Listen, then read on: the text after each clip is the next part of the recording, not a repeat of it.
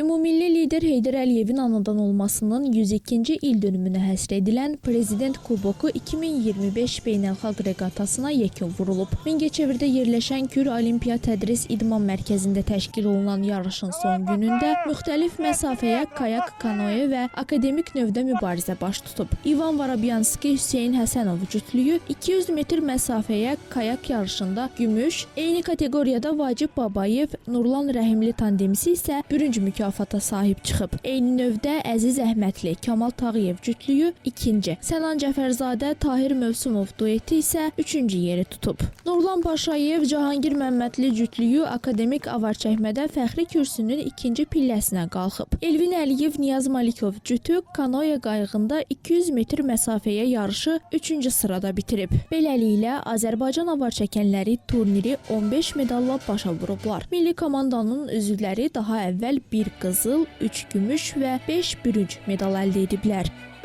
Bu yarış 2 gümüş, 1 qızıl medal qazandım. Qabaqda bizi gözləyən yarışlar üçün hazırlaşırıq. Slovakiya reqatası, MDB oyunları və Olimpikobes reqatası olacaqdır. Yarışlar 3 gün ərzində oldu və çox çətin keçdi. Ötən illə müqayisədə bu il daha yaxşı iştirak elədim, daha yaxşı öz bacardığımı göstərdim və yarışlara daha soyuqqanlı yanaşdım.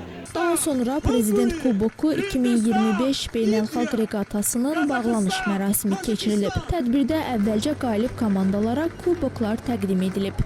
Kanoya kayak növündə birinci yerin sahibi Özbəkistan, akademik növdə isə Gürcüstan olub.